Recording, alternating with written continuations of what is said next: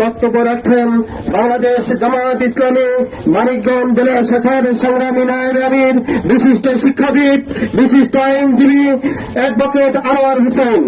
নাহমাদুহু ওয়া নুসাল্লি আলা রাসূলিহিল কারীম। বিসমিল্লাহির রহমানির রহিম।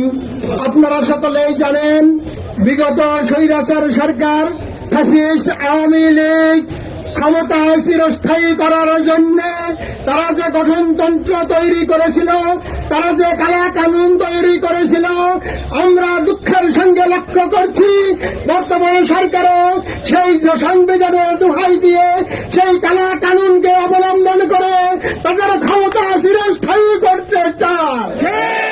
এদেশে তৌহিদি জনতা, এদেশপ্রেমিক জনতা দেশে থাকতে তাদের এই স্বপ্নকে দুঃস্বপ্ন পরিণত করে ছাড়বে ইনশাআল্লাহ। এদেশের কোন আন্দোলন বিফলে যায় নাই, ভাষা আন্দোলন বিফলে যায় নাই, ৭০-এর আন্দোলন বিফলে যায় নাই, ৯০-এর আন্দোলন বিফলে যায় নাই, ২৪-এর আন্দোলন বিফলে যায় নাই। আমাদের এই আন্দোলনও ইনশাআল্লাহ বিফলে যাবে না। যারা তাদের ক্ষমতা চিরস্থায়ী করার জন্য স্বপ্ন দেখছেন, আমি বিশ্বাস করি তাদের এই দুঃস্বপ্ন বাস্তবায়নে দেশের জনতা হতে দেবে না। আপনারা আগেও স্বৈরাচার, আগের ফ্যাসিস্ট সরকার যেভাবে ক্ষমতায় থাকতে গিয়ে থাকতে পারে নাই, আপনারা সেই পথে হাঁটছেন। সুতরাং আপনারা কি সেই পথে বিদায় হতে চান?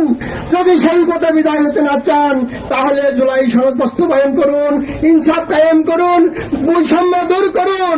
সুতরাং সেই আন্দোলন আমরা করতে রাজি আছি, আমরা রাজি আছি, রাজি থাকবো ইনশাল্লাহ। যদি সরকারের শুভবুদ্ধির উদয় না হয়, তাহলে ইনশাল্লাহ আমরা ওই ফ্যাসিস্ট হাসিনা সরকারের মতোই তাদের পরিণতি ভোগ করতে হবে।